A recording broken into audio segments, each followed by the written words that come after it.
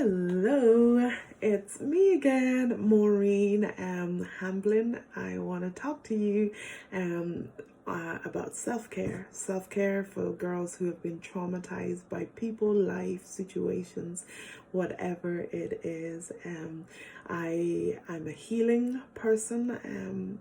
And I want to share what I'm learning, what I've learned on this journey.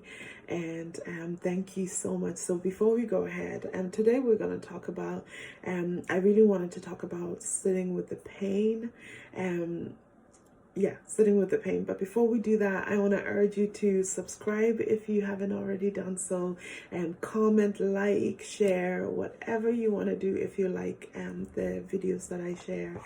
So sitting with the pain, I remember the first time I heard this concept. It was from a counselor I was going to at the start of the year, and I was telling her my story about my life, the things that I've gone through, and she asked me to draw what I feel like, whatever I feel like my pain looks like, right? It was really weird. So for me, it was a heart that was just bleeding all over with like holes and like blood gushing out everywhere. Yes, dark, I know. And sorry, my voice is so low today because I was recording I was singing, and I think I've just overdone it. Anyway, forgive my my voice, but so the heart with the bleeding and whatever, and she was like, wow, that just sounds really, really painful. And I was like, yes, my life has been terrible. Not all of it, but I've had some real trauma in my life. And that I did not even for a long time acknowledge was trauma. I just thought this is something that people go through. Anyway, so after I told her that, and we drew this heart that was leaking everywhere, and she said to me, you need to sit with the pain every single day. And I was just like, you can't be serious. Like, sit with the pain. Like, I don't want to feel the pain. Who wants to feel the pain of what they've gone through? It's crazy, it's absurd. I don't want to. But she urged me to do it, and I must say it has changed my life. And I noticed that when I stop sitting with the pain, my life starts crumbling. Because what happens is, when you sit with the pain, and this might look different from from person to person, because we're all individuals, we're all unique, we're all but for me, it mostly happens when I'm listening to music. I love these babies that Tim got me. I love my AirPods. But I put them in, I listen to music, and sometimes a song will trigger me, or it will make me think of something or someone or whatever. And, they're mostly tears, okay? When I kind of allow myself to feel that pain. So if I'm missing somebody that I've cut off from my life, or that has left me or abandoned me or whatever, I allow myself to feel that pain, really feel that pain, and I cry. And then for me, because I'm a Christian, I bring it to Jesus, and then I notice that when I do that, almost every day, most days, I'm not as harsh with my kids or my husband. I'm not irritated as much. I'm not trying to binge eat. Because for me, I realize that when I'm super irritable, super angry, and binge eating, binge watching, and whatever I'm doing, it's because I'm not sitting with the pain.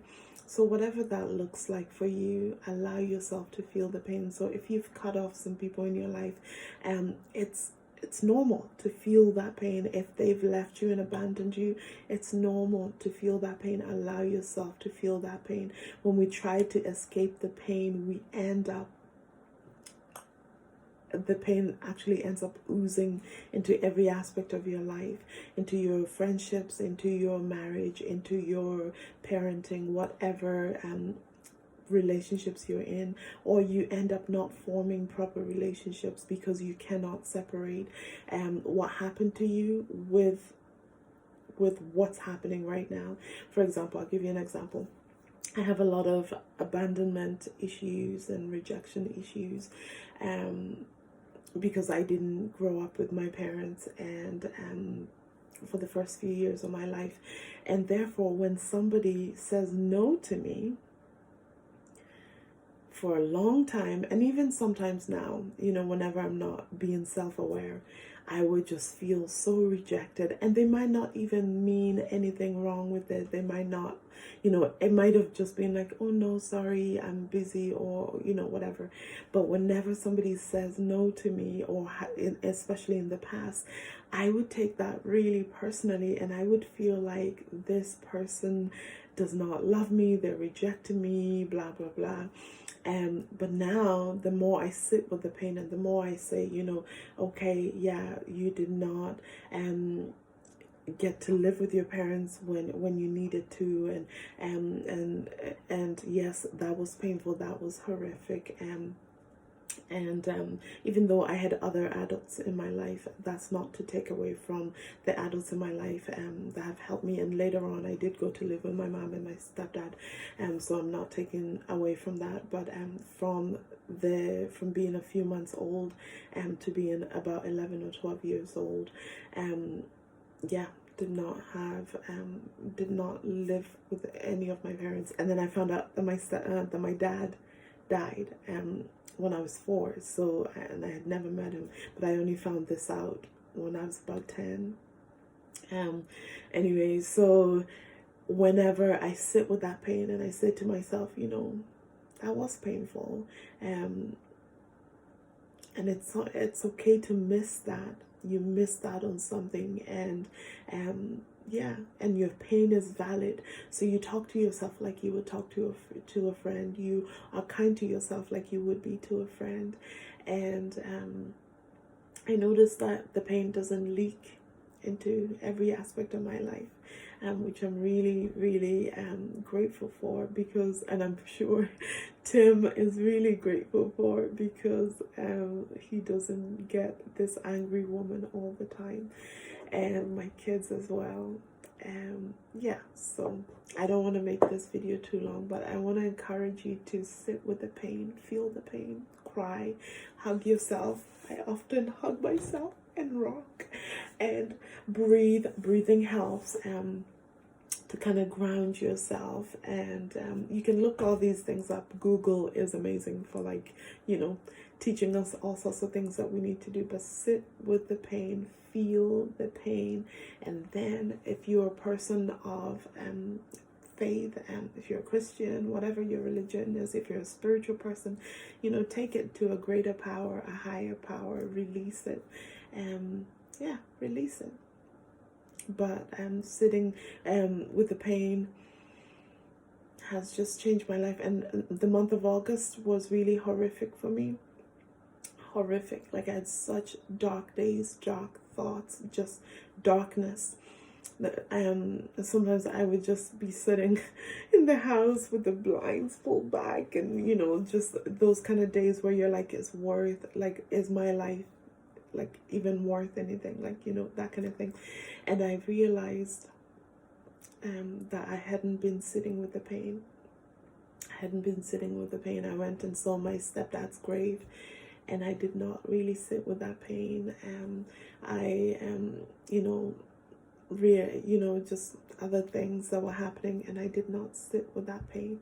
So when you sit with the pain, you actually feel better. So even though in the moment it feels horrific, later on you feel better. So sit with the pain. I'm trying to keep my videos at 10 minutes. Sit with the pain, and then take it to God.